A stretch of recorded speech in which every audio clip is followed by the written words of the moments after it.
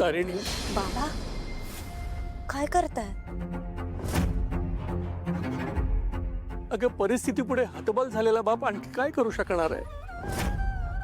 एका बाजूला माझी मोठी मुलगी आहे, दुसऱ्या बाजूला माझी धाकटी मुलगी आहे. तर तुझ्या मनातले सगळे प्रश्न विरून जाऊ देत आपल्या निशीसाठी. अगं तिचा संसार सुरू आणि उद्ध्वस्त होऊ देऊ नकोस ग.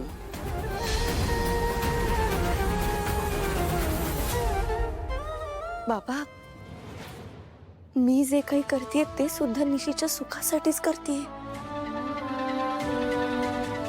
समोर धुकं आहे पण त्याच्या पलीकडे खोल दरी आहे. तरी सुद्धा आपण त्या धुक्यातनं चालतच राहायचं का?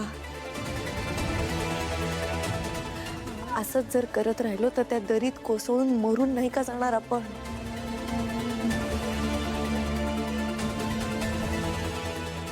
त्याच्यापेक्षा ते धुकं विरायची वाट बघितली तर काय हरकत आहे? आणि ते धुकं नसून नजरेसमोरचा भ्रम निघाला तर? गेलेली वेळ आणि माणूस परत येणार नाही ग. नाही, तू म्हणतेस तसा तो वाईट असेलही, पण माणूस बदलतो ग. आणि मला वाटतं तो बदललाय.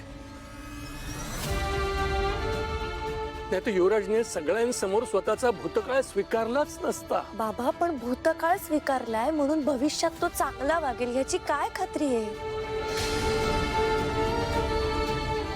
नाही आहे का? अगं निशीचं सुख युवराजशी लग्न होण्यात असेल तर आपण त्याच्या आड येऊ नये. दारू, तू रेखाला दिलेलं वचन पाळ.